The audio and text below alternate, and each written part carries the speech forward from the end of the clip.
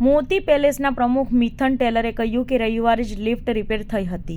3 કલાક રિપેરિંગ કામ ચાલ્યું હતું, જેમાં 2 વ્યક્તિને ગંભીર ઈજા પહોંચી હતી. સસ્તી લિફ્ટ નાખી હોવાથી દુર્ઘટના બની છે. ત્યારે અમારી માંગ છે કે યોગ્ય કરવામાં આવે, કારણ કે હજુ હમણાં જ બિલ્ડિંગ બની છે. ઋષાલીબેને કહ્યું કે હું સવારે 8:30 વાગે લિફ્ટમાં હતી અને 4 લોકો હતા. ચોથા માળેથી લિફ્ટ નીચે પડી હતી. મને થોડું પણ વાગ્યું હતું.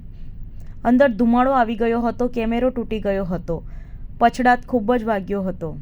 ऋषालीबेन बताइए किस तरीके से दुर्घटना हुई, किस तरीके से आप लिफ्ट में जा रहे थे और क्या हुआ था?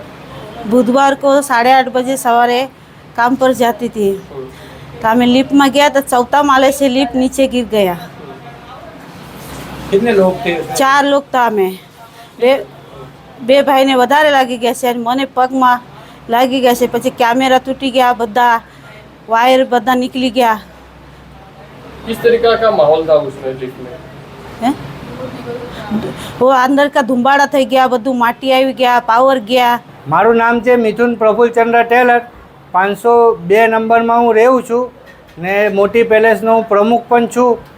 એ માટે બધાને ખાતરીપૂર્વક બધાનું ધ્યાન રાખું બી છું. શું ઘટના બની અને હતી? દુર્ઘટના બની છે? ઘટના એ બની છે કે રવિવારે લિફ્ટ રિપેર કરવામાં આવી હતી. 3 કલાક રિપેર કરવામાં આવી હતી, તો પણ લિફ્ટ વાઇબ્રેટ મારતા બુધવારે લિફ્ટ ચોથા માળેથી નીચે પડી છે. એ માટે અમારા એપાર્ટમેન્ટના સભ્ય 2 ભાઈને બહુ ખરાબ રીતે વાગ્યું છે.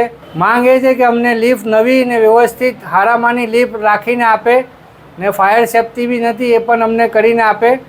અમારે 2 વર્ષ જ હજુ એપાર્ટમેન્ટને થયા છે.